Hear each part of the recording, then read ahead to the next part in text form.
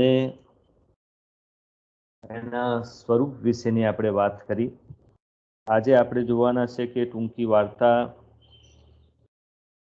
જે છે એ ગદ્યના અન્ય કયા કયા સાહિત્ય સ્વરૂપો સાથે જોડાયેલી છે, એના વચ્ચે શું સામ્ય છે, ભેદ છે, એ આપણે આજે જોવાના છે. ટૂંકી વાર્તા અને ગદ્ય સાહિત્ય સ્વરૂપો વચ્ચેનો પ્રભેદ આપણે આજે જોઈશું.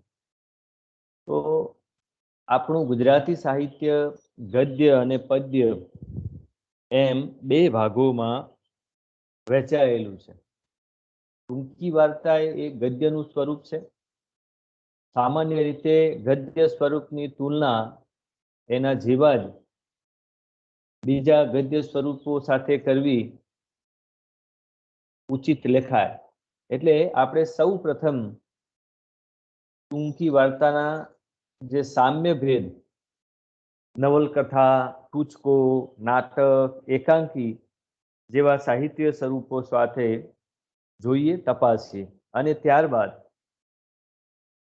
ઉર્મી કાવ્ય, કથા કાવ્ય, સોનેટ સાથે પણ એને સામ્ય ભેદ કેવા છે એ આપણે જોઈ શકીએ. અને આપણે અંતે જે છે તો ટૂંકી વાર્તા અને સિનેમા, ટૂંકી વાર્તા અને ટેલિવિઝન સાથે પણ આપણે એના આકૃતિ બંધ વચ્ચેના સંબંધોને તપાસીશું. આ રીતે આપણે ટૂંકી વાર્તાના સ્વરૂપને સમજવા માટે ટૂંકી વાર્તાના પ્રાચીન સ્વરૂપ, ટૂંકી વાર્તાની પાશ્ચાત્ય અને ભારતીય વિશેષતા, તો ગુજરાતી વિદ્વાનોએ આપેલી વ્યાખ્યા તેમજ ટૂંકી વાર્તા સાથે આપણે અન્ય સ્વરૂપોની જે તુલના કરીશું, એના સંબંધોની ચર્ચા કરીશું, અને એના આધારે તમારા મનમાં આ ટૂંકી વાર્તાનું જે સ્વરૂપ છે એ વધારે સ્પષ્ટ થશે. તો સૌ પ્રથમ આપણે ટૂંકી વાર્તા અને નવલકથા વિશે વાત કરીએ. આપણે જાણીએ છીએ કે ટૂંકી વાર્તા માટે ગુજરાતી ભાષામાં નવલિકા એવો શબ્દ પ્રયોગ થાય છે. એટલે ઘણી વખત આપણા મનમાં એવો ખ્યાલ ઊભો થાય કે ટૂંકી વાર્તા એ નવલકથાનું ટૂંકાવેલું સ્વરૂપ હશે, પણ વાસ્તવમાં એવું નથી.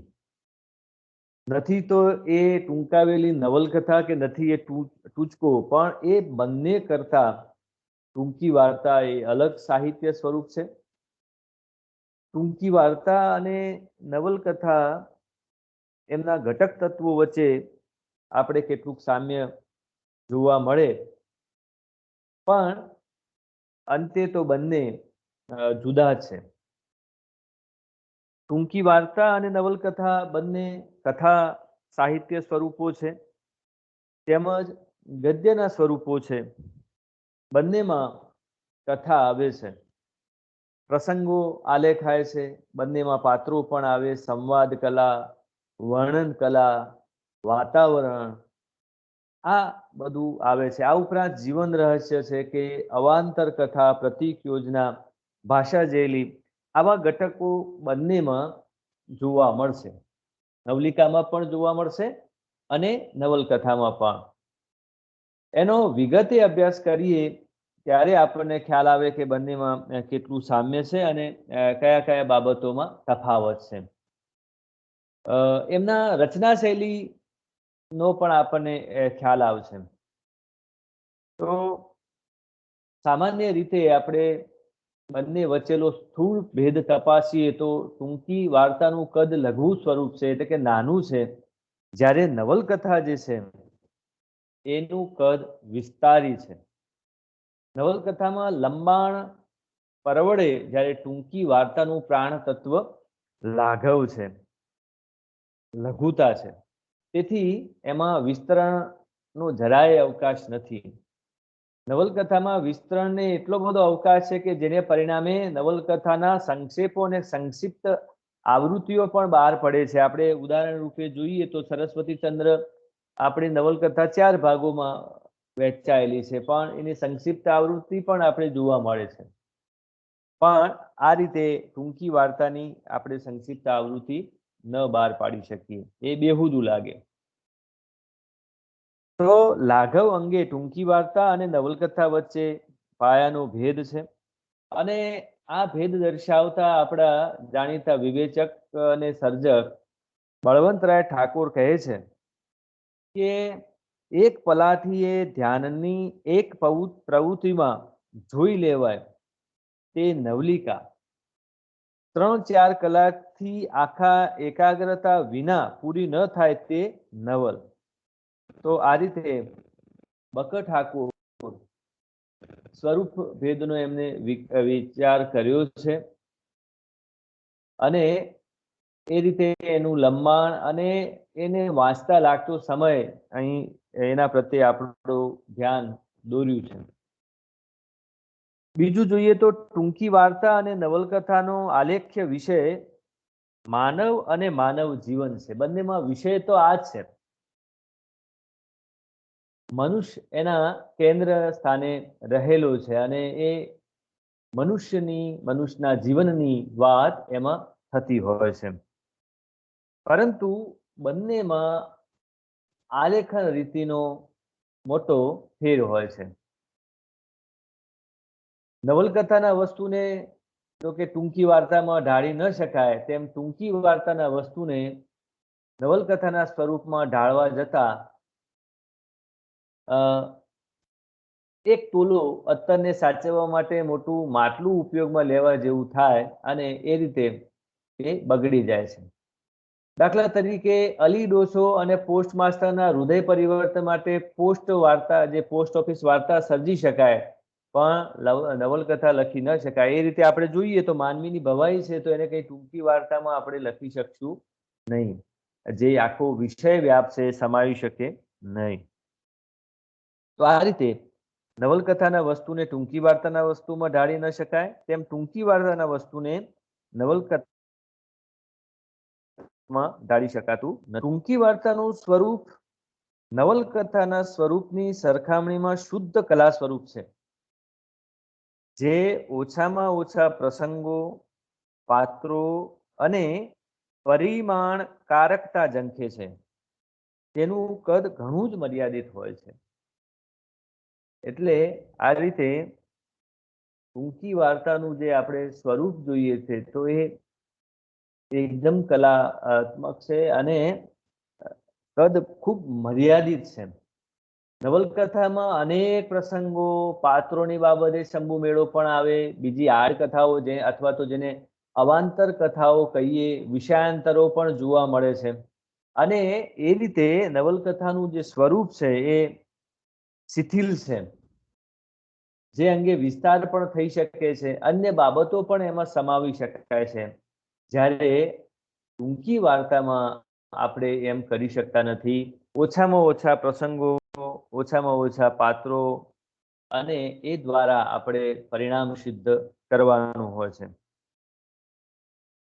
આગળનો મુદ્દો જોઈએ તો નવલકથા જે કહેવાનું હોય તે કહી નાખે, ટૂંકી વાર્તા કલ્પના અને લાગણીઓને જગાડીને જે કહેવાનું હોય તેનો માત્ર ધ્વનિ જ તણખો મૂકે છે.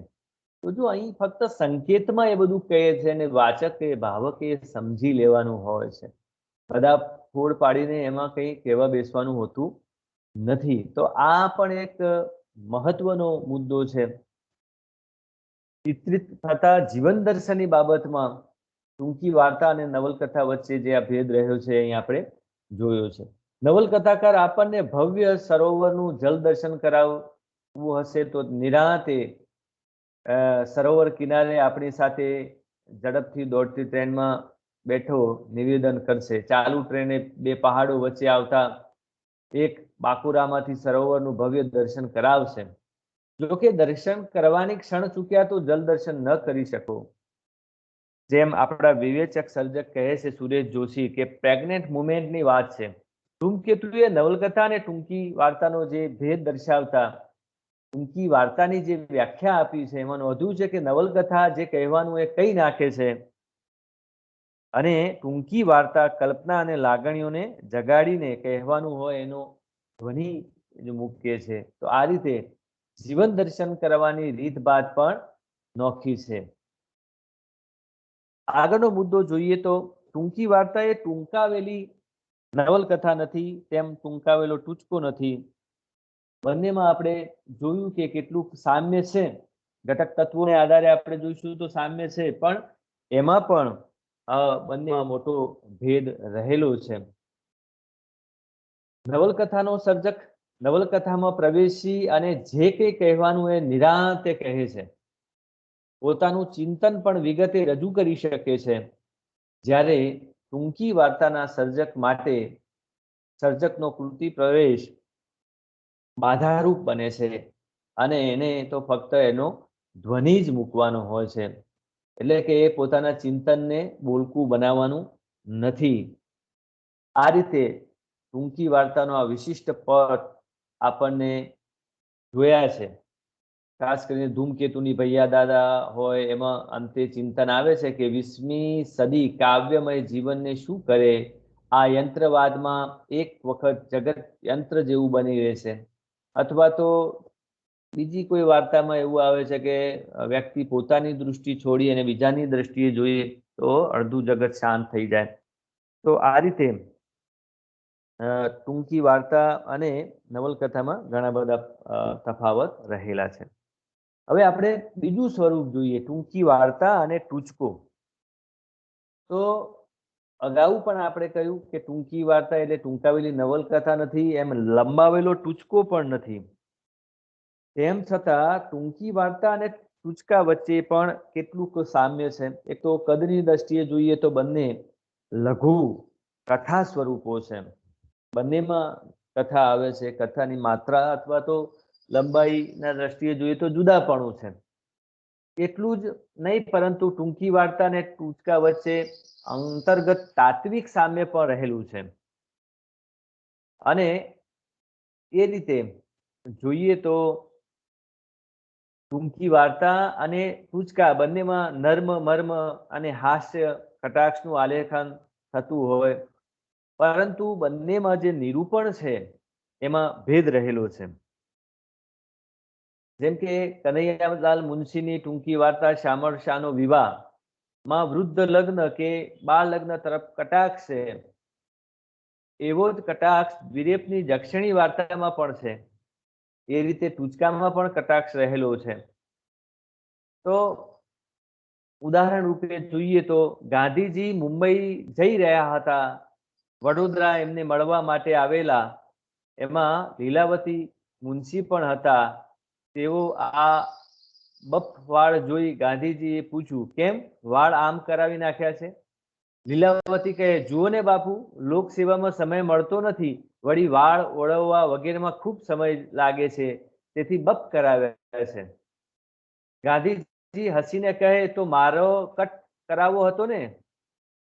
તો અહીંયા આપણે જોઈ શકીએ છીએ કે ટૂચકામાં જે ફેશન પરસ્તી જે છે એના ઉપર કેવી રીતે કટાક્ષ કર્યો છે.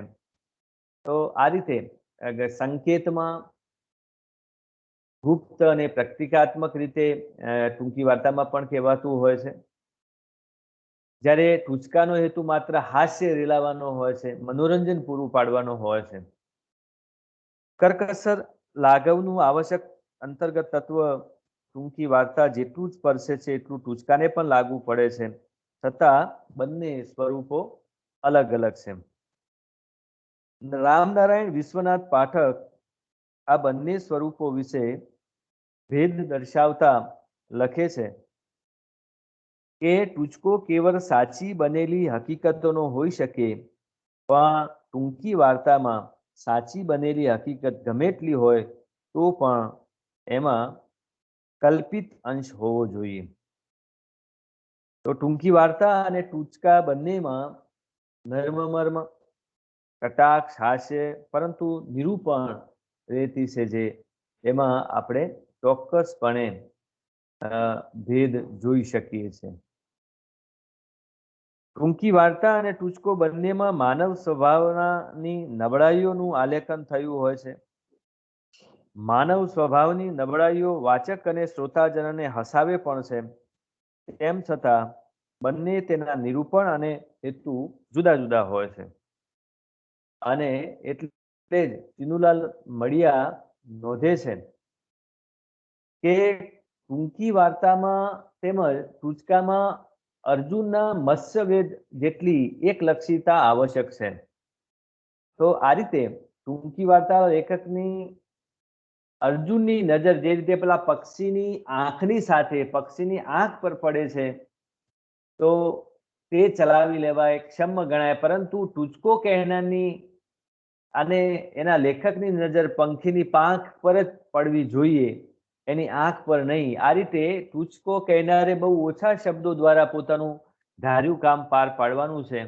એ રીતે ટૂંકી વાર્તાની કલા કરતા ટૂચકાની કલા સિદ્ધ કરવી આપણને જોઈએ તો વધારે કઠિન જણાય છે.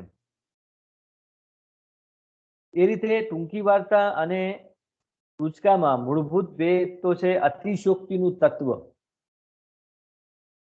ટૂંકી વાર્તામાં કલ્પના તો આવે છે, પરંતુ અતિશયોક્તિનું તત્વ એમાં ભળી જાય. જો તે ટૂંકી વાર્તા સ્વાભાવિક ન લાગે તો ચલાવી ન લેવાય. એટલે અતિશયોક્તિ આવવી જોઈએ, પણ કેટલી કે આપણે સમજી શકીએ, ચલાવી શકીએ એટલી. એક વધારે પડતી અતિશયોક્તિ ન ચાલે. જ્યારે ટૂચકાનો હેતુ તો આપણે જાણીએ છીએ કે કેવળ મનોરંજનનો છે, એટલે 12 હાથનું બી ને 17 સાથની દૂધી એમાં હોઈ શકે. તો આટલા માટે જ રામનારાયણ પાઠક પણ એ કહે છે કે ટૂચકો કેવળ સાચી બનેલી હકીકતોનો હોઈ શકે, પણ ટૂંકી વાર્તામાં સાચી બનેલી હકીકત ગમે તેટલી હોય તો પણ એમાં કલ્પિત અંશ હોવો જોઈએ. અને આવો જ અર્થ ચુનીલાલ મડિયા પણ દર્શાવે છે કે ટૂચકો કાલ્પનિક હોઈ શકે, તેમ સાવ સાચો પણ હોઈ શકે, છતાં એ બંને પ્રકારના ટૂચકા સરખા પ્રમાણમાં કાલ્પનિક બની શકે. પણ ટૂંકી વાર્તામાં સારી કલાત્મક ટૂંકી વાર્તામાં કલ્પનાનો થોડો અંશ પણ ભરવો જોઈએ.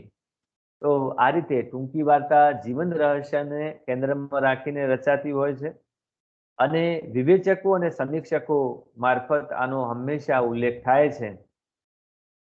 તો આ રીતે ટૂંકી વાર્તા અને ટૂચકો બંને અલગ સ્વરૂપો છે, અને એમાં કેટલીક બાબતોની સમાનતા છે, પણ ભેદ પણ એટલા છે. હવે આગળનું સાહિત્ય સ્વરૂપ જોઈએ આપણે, ટૂંકી વાર્તા અને નાટક અથવા તો એકાંકી. તો ટૂંકી વાર્તા અને નવલકથાની જેમ ટૂંકી વાર્તા અને નાટક વચ્ચે પણ કેટલુંક સામ્ય છે. એના કેટલાક ઘટક તત્વો છે. એમાં ભાષા શૈલી હોય કે સંવાદ હોય કે પાત્રો હોય, તો એ રીતે અનુભૂતિ હોય કે ભાવના પ્રાધાન્ય હોય, ભાવ પ્રાધાન્ય હોય, તો આ બધું સામ્ય છે. અને એમ છતાં એમાં જુદાપણું પણ છે. અને એટલે તો વિશ્વનાથ ભટ્ટ નોંધે છે કે અંતર્ગત ધર્મે નવલકથા કરતા તે નાટકો સાથે વિશેષ સામ્ય ધરાવે છે. તો આ બધી બાબતોમાં અનુભૂતિ, ભાવ પ્રાધાન્ય, સંવાદો, પાત્રો, તો એમાં કેટલુંક સામ્ય આપણે જોઈ શકીએ છીએ. અને આને કારણે જ આપણા વાર્તાકાર ચુનીલાલ મડિયાની જે ટૂંકી વાર્તા છે વાની મારી કોયલ અને ધૂમકેતુની ગુલાબદાસ બોકરની ટૂંકી વાર્તા ધૂમ્રસેન નાટ્ય તત્વ બારોબાર હોવાથી ટૂંકી વાર્તા નાટકમાં રૂપાંતર પામી છે. એ રીતે આપણે જોઈએ તો લાડુનું જમણ હોય કે બીજી વાર્તાઓ હોય, તો એ આ રીતે નાટ્ય સ્વરૂપમાં એનું રૂપાંતર લોહીની સગાઈ છે થયેલું આપણે જોઈ શકીએ છીએ. ટૂંકી વાર્તા અને એકાંકીના સર્જકની કેટલીક અનુભૂતિઓ જેવી હોય છે જેને ટૂંકી વાર્તા કે એકાંકી જેવા લઘુ સ્વરૂપમાં આપણે ઢાળી શકીએ. ટૂંકી વાર્તા અને એકાંકીની સર્જન પ્રક્રિયામાં રહેલા સામ્ય વિશે જયંતીલાલ એવું નોંધે એ કશી ન સમજાય એ રીતે એકાંકી નાટક અને વાર્તાની વિચારણા મારા મનમાં સાથે જ ચાલે છે. એનું પરિણામ ઘણું જ સુંદર આવ્યું છે એમ હું કહી શકું. એકાંકીની કંજુસાઈએ વાર્તાને સારી પેઠે ટૂંકી બનાવી છે. તે રીતે કંજુસાઈ કરકસર લાઘવની બાબતમાં ટૂંકી વાર્તા અને એકાંકી નાટક વચ્ચે સામ્ય રહેલું છે. તો આ રીતે ટૂંકી વાર્તા અને એકાંકીમાં આયોજન પરત્વે સામ્ય જોવા મળે. એ રીતે ઉઘાડ છે એકાંકી અને ટૂંકી વાર્તાનો, બંનેમાં વચ્ચે કેટલુંક સામ્ય જોવા મળે. અને એટલે જ ઉમાશંકર જોશી નોંધે કે ટૂંકી વાર્તાની સફળતાની ચાવી જ મુખ્યત્વે તો વાર્તાકાર આખા વૃત્તાંત પટમાં કઈ ઠેકાણેથી દોર ઉપાડીને કહેવાનું હોય એ કહેતા હોય છે. અને અહીં 1 થી 100 સુધી વાત કહેવાની હોય તો 97 થી પણ તે શરૂ કરી શકે છે, અને 97 થી 100 સુધી કહેવામાં પાછલી બધી વાતને વ્યાપી વળે છે. આ રીતનું જે મંતવ્ય છે એકાંકી વિશે પણ એમણે આપ્યું છે. એકાંકીકારે પાત્રોના જીવનની 100 સુધીની વાત કહેવી હોય તો સીધી સાદી રીતે 1 થી 100 સુધી નહીં કહે. ઘણીવાર 97 કે 98 થી વાત શરૂ કરવામાં આવે અને ત્યાંથી તે 100 સુધી પહોંચતા પાછલી 1 થી 97 કે 98 સુધીની વાત સ્પષ્ટ ઇતિહાસ, કથન, પ્રાસંગિક સૂચન, અનેક ઇંગિત ધ્વનિ આદિ દ્વારા કહેવાતી હોય. તો આ રીતે પાછલી જિંદગીનો જે હિસાબ કિતાબ પણ નો જે કસબ છે એકાંકીકારે સાધવાનો હોય છે, વાર્તાકારે માટે પણ એ સાધ્ય હોય છે.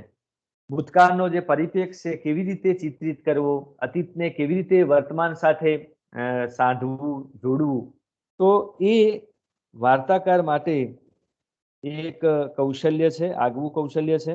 અને એ પોતાની ક્ષમતા પ્રમાણે દરેક વાર્તાકાર એ કૌશલ્ય સિદ્ધ કરી શકતા હોય છે.